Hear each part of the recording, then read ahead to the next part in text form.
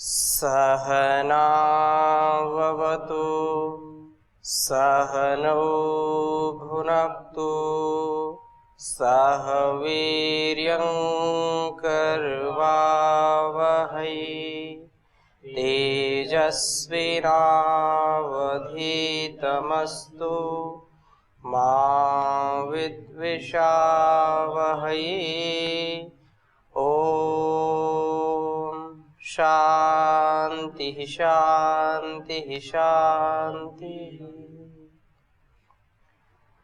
वैदिक जीवन पद्धति में हम ब्रह्मचर्य का जो है स्वाध्याय कर रहे थे। ब्रह्मचर्य वस्तुतः है क्या और ब्रह्मचर्य का पालन करने से हमारे जीवन में क्या प्रभाव पड़ता है, हमारे स्वभाव में क्या प्रभाव पड़ता है, इसके विषय में हम समझने का प्रयास कर रहे हैं। और अनेक शास्त्रों का, अनेक ग्रंथों का विचार हमको इस ब्रह्मचर्य के विषय में सुनने को, समझने को मिल रहा है।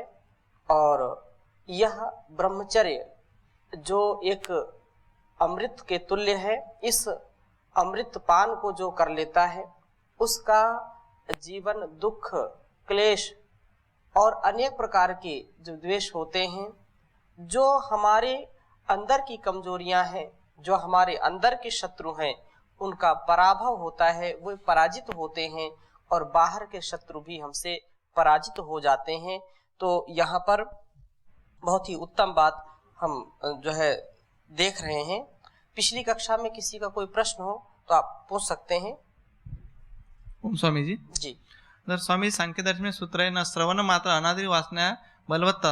अगर हमारे पूर्व जन्म के संस्कार अच्छे नहीं है तो इस जन्म में तो संस्कार तो आएंगे, तो हम ब्रह्मचार्य का जो पालन करते वो संस्कार हमें कितना प्रभावित कर दे खंडित करने के लिए।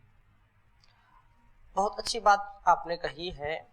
निसंदेह हमारे जीवन में इस जीवन का बहुत कुछ होता है, परंतु पूर्व जन्म का भी जो हमने जन्म जन्मांतरों में किया है उनका भी प्रभाव हमारे ऊपर पड़ता है।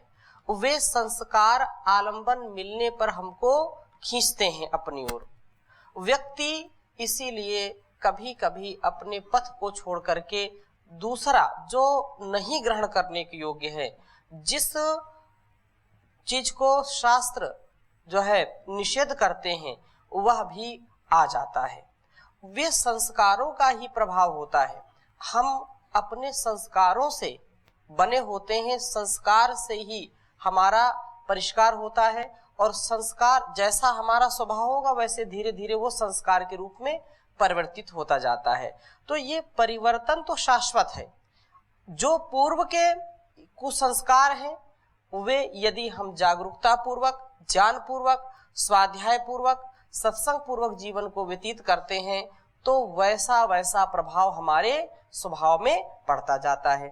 और यदि हमने इस पर कोई ध्यान नहीं दिया, कोई इस पर चिंतन नहीं किया, तो यह जो अच्छा संस्कार है वो भी धीरे धीरे नष्ट हो जाता है। क्योंकि ये मनुष्य का जीवन जो मिला है, यही सबसे बड़ी सौगात हमारे लिए है कि यह मानव तन जो हमको मिला है, इस मानव तन को उत्तम साधन जो है माना गया है।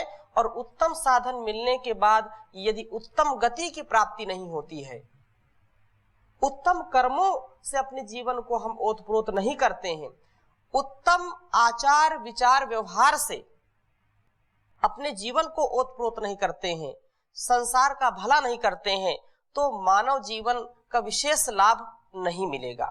तो पूर्व के यदि कुसंस्कार हैं तो उनको दूर करने का प्रयास करना चाहिए।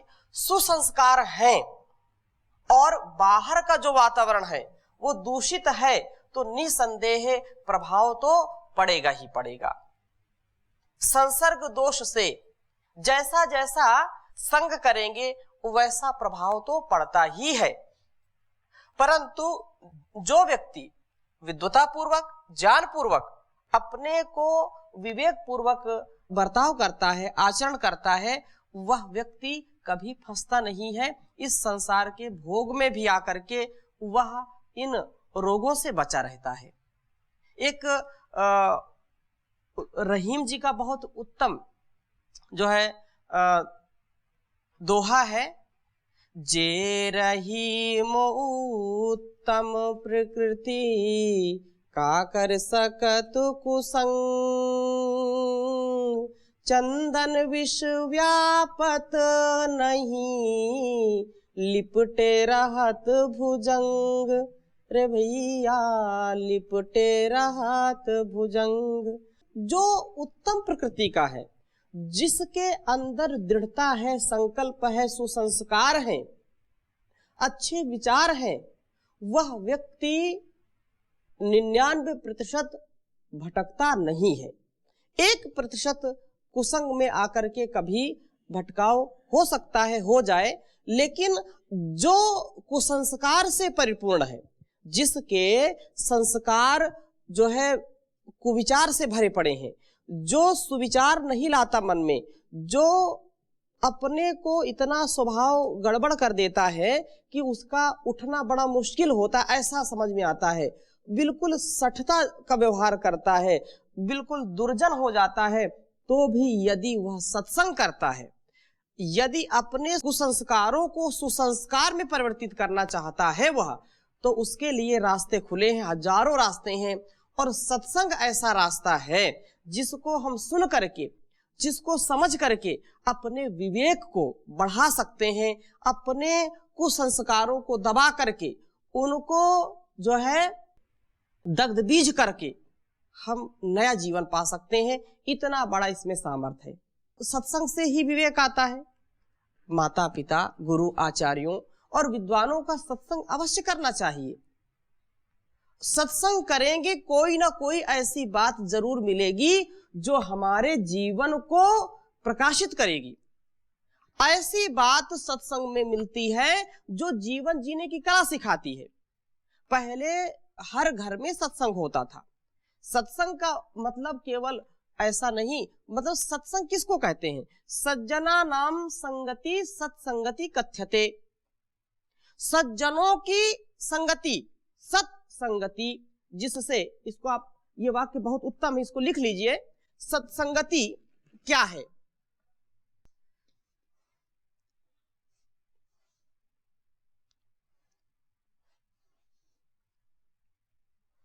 सज्जना नाम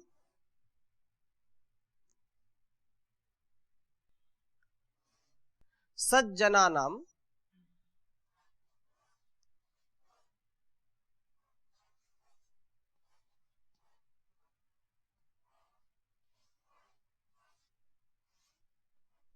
सज्जना नाम संगति ही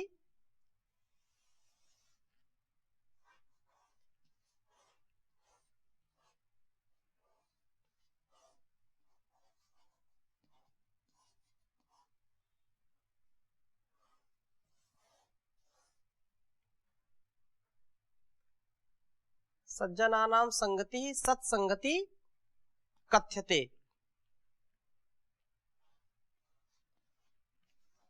तो ब्रह्मचर्य का यदि हम पालन करना चाहते हैं तो कुसंग को छोड़ दें।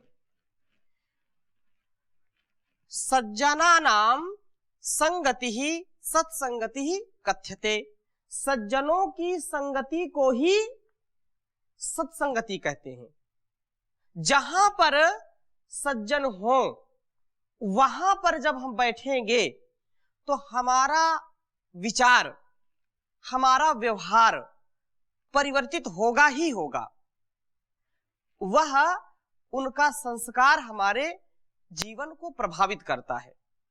इसलिए जो जो कल्याणकारी चीजें हैं उनके लिए हमको सदा पुरुषार्थ करते रहना चाहिए। और सत्संगति का जब प्रसंग आएगा हम इसकी और चर्चा करेंगे। केवल संकेत में जो आपने प्रश्न किया है कि जो कुसंस्कार हैं या सुसंस्कार हैं वो कितना प्रभावित होते हैं, तो निसंदेह जो बहुत ही पतित होता है, यदि वह सत्संग करने लगता है, यदि वह अच्छे लोगों का संग करने लगता है, तो उसका जीवन परिवर्तित हो जाता है। यदि बहुत अच्छे विचार है, बहुत अच्छा उसका व्यवहार है, कुसंग में पड़ गया तो अधिकांश लोग जो है पथभ्रष्ट हो जाते हैं। कुसंग का विशेष प्रभाव पड़ता है, परंतु जो उत्तम प्रकृति के लोग हैं वो बिरले होते हैं। अपवाद रूप ऐसे होते हैं जिन पर किसी भी कुसंग का प्रभाव नहीं पड़ता है। जैसे चंदन के वृक्ष में जो विषैले सर्प हैं वो लिपटे रहते हैं, लेकिन चंदन अपना गुण कभी नहीं छोड़ता है। इसी प्रकार से हमको अपने जीवन में व्यवहार करना चाहिए कि संसार का जो व्यापार है हमारे व्यवहार में वह परिवर्तन ना लाए, ऐसा तटस्थ जीवन जीने का प्रयास करना चाहिए। और सत्संग के विषय में तुलसीदास जी भी लिखते हैं, सठ सुधरहि सत संगत पाई, पारस परत कुधात सुहाई, सतसंगत मुद मंगल मूला, सोई फल सब साधन फूला, बिन सतसंग विवेक न होई, ईश कृपा बिन सुलभ न सोई। तो सत्संग हमारे जीवन में बहुत उत्तमता लाता है, बहुत ही उत्कर्ष प्राप्त होता है, इसलिए इसका हमको ध्यान रखना चाहिए। हमने पीछे पढ़ा था कि कर्मणा मनसा वाचा सर्वभूतेषु सर्वदा सर्वत्र मैथुन त्यागम ब्रह्मचर्यम प्रचक्षते, और चित्तायत्तम निर्णाम शुक्रम शुक्रायत्तम च जीवनम तस्मात् चित्तम च शुक्रम च रक्षणीयम प्रयत्नतः। इसको प्रयत्न पूर्वक इसकी रक्षा हमको करनी चाहिए। एक विशेष बात उस कक्षा में भी किसी ने पूछा था कि यदि गृहस्थ आश्रम का पालन करते हुए ये जो नियम बताए जा रहे हैं, यदि उनमें कहीं नियम भंग होता है तो फिर ब्रह्मचर्य नष्ट होगा। तो ऐसा नहीं है। धर्म पूर्वक, कर्तव्य पूर्वक यदि दिव्य संतान की इच्छा से हम जो है जितेंद्रिय होकर के गृहस्थ का पालन करते हैं तो वह ब्रह्मचर्य युक्त जीवन होता है। अर्थात वहां जो भी गर्भाधान संस्कार हो उसमें पूरी दिव्यता और पूरे ज्ञान, पूरे विवेक पूर्वक, अपने संयम पूर्वक जो समागम है उसको करने में कोई अधर्म नहीं है। इस बात को यहां पर कहा, जितेंद्रियस्यात्म रतेर्बुद्धस्य गृहाश्रमः किन्नु करोत्यवोधम।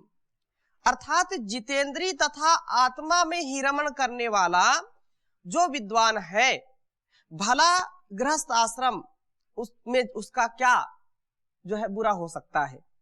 जो कहने का आशा ये है कि जो ब्रह्मचर्य पूर्वक एक पत्नी व्रता, एक पतिव्रता, स्त्री और पुरुष पति पत्नी ब्रह्मचर्य का पालन करते हुए यदि जीवन व्यतीत करते हैं, गृहस्थ आश्रम में भी रहते हैं, तो भी उनको ब्रह्मचारी की ही कोटि में रखा जाता है, क्योंकि वे बहुत ही संयमित होकर के इस जीवन को, इस परिवार रूपी जो संस्था है उसको चलाने का वो प्रयास करते हैं और पुरुषार्थ करते हैं। तो वे माता पिता या वे पति पत्नी यदि अपने कर्तव्यों के पालन के लिए, दिव्य संतान उत्पत्ति के लिए यदि अब्रह्मचर्य का जो है पालन करते हैं अथवा ब्रह्मचर्य का जो है खंडन करते हैं तो उसमें कोई आपत्ति नहीं, लेकिन वह भोग विलास के लिए नहीं होनी चाहिए। और विशेष बात यहां पर कही है कि ब्रह्मचर्य ही सबसे बड़ा तप है। ब्रह्मचर्य सब उत्तम कर्मों में सर्वोत्तम कर्म है। नास्ति लोके यशो मूलम ब्रह्मचर्यात् परम तपः। लिख लीजिए, यह बहुत विशेष यह वाक्य है। नास्ति लोके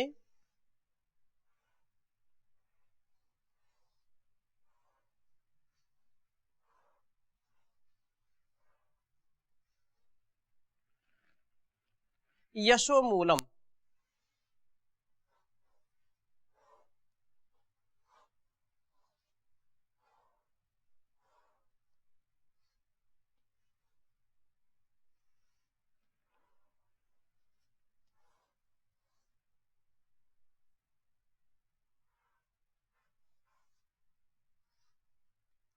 नास्ति लोके यशो मूलम ब्रह्मचर्यात् परम तपः।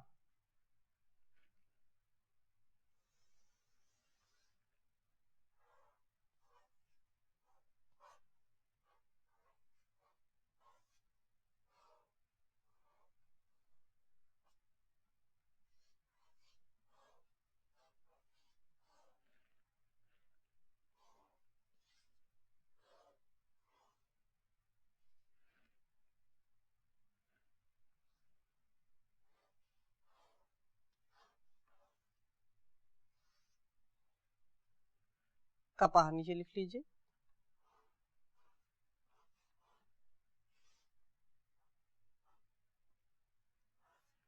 एक बार उच्चारण करेंगे। नास्ति लोके यशो मूलम ब्रह्मचर्यात् परम तपः। नास्ति लोके यशो मूलम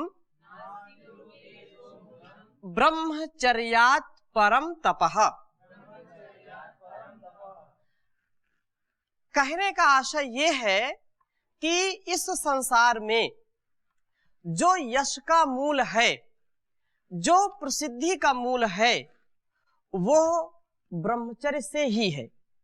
यदि हम अपनी प्रसिद्धि चाहते हैं, सब कार्यों में सिद्धि चाहते हैं, तो हमको ब्रह्मचर्य का पालन करना चाहिए ही चाहिए। क्योंकि बिना ब्रह्मचर्य के इस लोक में कोई भी तप सिद्ध नहीं होता है। व्यक्ति तपस्वी नहीं बन पाता है बिना ब्रह्मचर्य के। तप का सामर्थ्य घटता है ब्रह्मचर्य के बिना, और ब्रह्मचर्य से बड़ा कोई तप नहीं होता है। बहुत ही बड़ा तप है यह ब्रह्मचर्य का पालन। और जिसने ब्रह्मचर्य को अपने साथ लिया है, चाहे युवक हो, चाहे युवती हो, चाहे स्त्री हो, चाहे पुरुष हो, जिसने ब्रह्मचर्य को साधा है, उसके जीवन में कोई बाधा नहीं है। उसका जीवन सादा रहेगा, लेकिन उसके जीवन में कोई बाधा नहीं रहेगी। जीवन को साधना है। इस साधना को यदि साधना है, तो अपने जीवन को ब्रह्मचर्य से ओतप्रोत करना ही ये परम साधन है।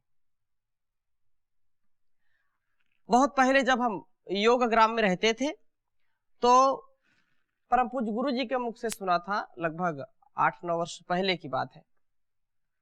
अभी याद है मुझको कि ये बात जो यहाँ पर लिखी हुई है, नास्ति लोके यशो मूलम ब्रह्मचर्यात् परम तपः।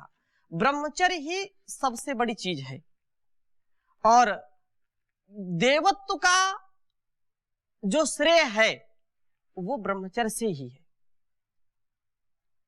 बिना ब्रह्मचर्यम न देवाधिदेव, बिना ब्रह्मचर्यम न देवास्ति किंचित, ततो ब्रह्मचर्यम जनः पालयन्तु, ततो जनः पालयन्तु, ततो ब्रह्मचर्यम।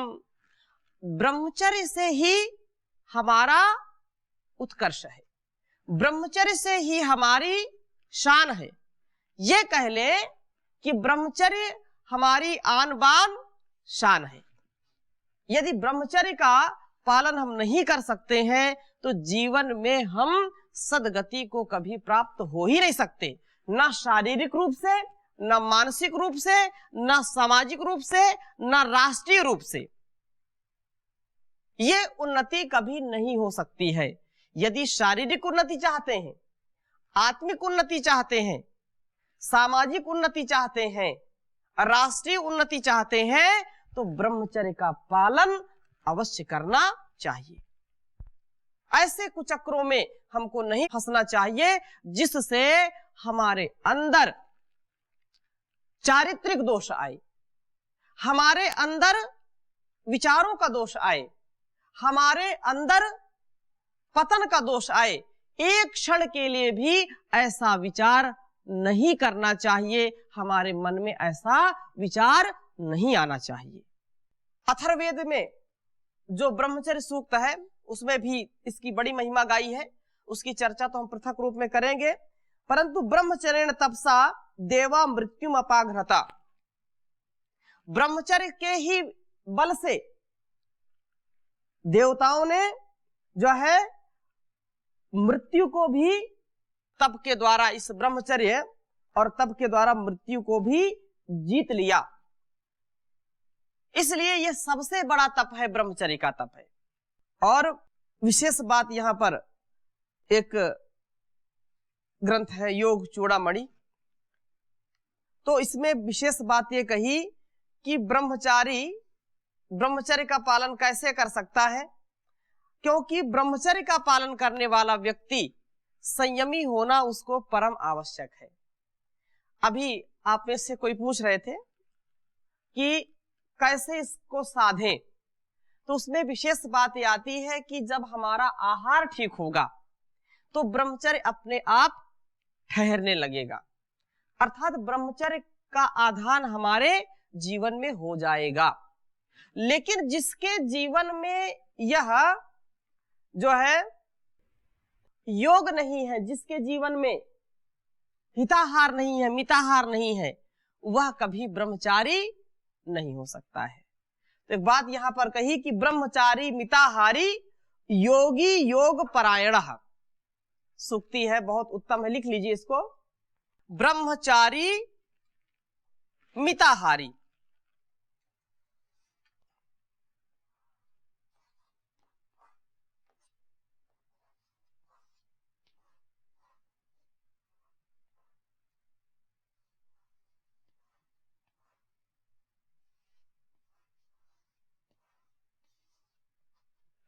ब्रह्मचारी मिताहारी।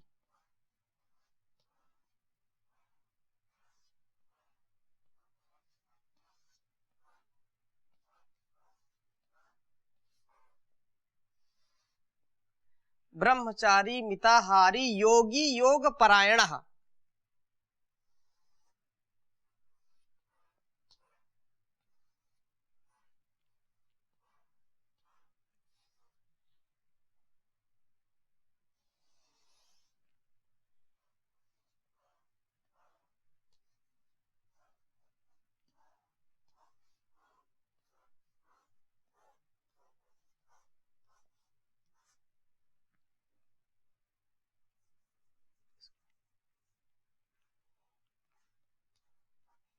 परायणः। ब्रह्मचारी मिताहारी योगी योग परायणः। कहने का आशय ये है कि जो ब्रह्मचर्य का पालन करना चाहता है उसके लिए विशेष बात कही है कि ब्रह्मचारी मिताहारी। ऐसा नहीं होना चाहिए कि ब्रह्मचर्य भी चाहते हैं और भरपेट यहां तक बिल्कुल जो है गले तक भोजन भी चाहते हैं, ऐसा नहीं। यदि ब्रह्मचर्य का पालन करना है तो मिताहारी होइए। हिताहारी मिताहारी अल्पाहारिश्च ये जना न तान वैद्य चिकित्सन्ति आत्मन्येव चिकित्सकः। वे लोग स्वयं अपने आप चिकित्सक है, उनको किसी वैद्य की आवश्यकता नहीं होती है। जो हिताहारी मतलब हित, जो हितकारी भोजन है, हितकारी आहार है, उसको जो लेते हैं, उसका जो ग्रहण करते हैं। और मिताहारी जो यहाँ पर आया है, ब्रह्मचारी मिताहारी, तो मिताहारी, ब्रह्मचर्य का पालन करने वाला तथा मिताहार करने वाला योगाभ्यासी साधक 1 वर्ष के पश्चात ही सिद्ध हो जाता है। यदि कोई ब्रह्मचारी या अपने ब्रह्मचर्य को सिद्ध करना चाहता है, अर्थात अपने ब्रह्मचर्य में प्रतिष्ठित होना चाहता है, बहुत उत्तम बात कही है, 1 वर्ष के अंतर में ही, अर्थात 1 वर्ष के कालखंड में उसका ब्रह्मचर्य सिद्ध हो जाता है, इसमें कोई संदेह का अवकाश नहीं। 1 वर्ष यदि ब्रह्मचर्य क्या होता है, ब्रह्मचर्य की क्या महिमा है, ब्रह्मचर्य से लाभ क्या है, ब्रह्मचर्य को कैसे सिद्ध करें, तो 1 वर्ष कम से कम अनवरत, निरंतरता पूर्वक, दृढ़ता पूर्वक, संकल्प पूर्वक युवक युवतियों को, अगर आज के इस परिवेश में चाहते हैं कि वास्तव में ब्रह्मचर्य क्या है, तो इसको पहले ब्रह्मचर्य क्या है इसको समझें, और 1 वर्ष तक कम से कम, ये तो पूरे जीवन ब्रह्मचर्य की बात कही जा रही है, परंतु यदि किसी को परीक्षा करनी हो, यदि ब्रह्मचर्य का लाभ समझना हो कि वास्तव में ब्रह्मचर्य से क्या लाभ है, तो 1 वर्ष में क्या करना है, ब्रह्मचारी मतलब पूर्ण ब्रह्मचर्य का पालन करे, और वह भी कैसे, मिताहारी, अल्पाहार, मिताहार जो परमित, ऐसा नहीं कि अच्छा भोजन मिला तो जीतव्यम चाहे मर्तव्यम हचक के भोजन, ऐसा भाव नहीं होना चाहिए कि फिर आने दो, बस जब तक जो है घंटी बज रही आने दो, एक और लेने दो, ऐसा यदि भाव होगा तो ऐसा व्यक्ति कभी ब्रह्मचारी नहीं बन सकता है। 1 बार खाए योगी, 2 बार खाए भोगी, 3 बार खाए रोगी है। 1 भुक्तम सदा रोग्यम, 2 भुक्तम बलवर्धनम, 3 भुक्तम सदा रोगम, 4 भुक्तम तुमारकम। और कुछ लोग ऐसे होते बस दिन भर उनका मुंह चलता रहता है, तो ऐसा व्यक्ति कभी भी, जिसकी रसना की वासना वश में नहीं है, वो कभी ब्रह्मचारी नहीं हो सकता है। तो इसकी चर्चा हम अगली कक्षा में और करेंगे, अभी यहीं पर विराम दे रहे हैं। ओम शांति शांति शांति।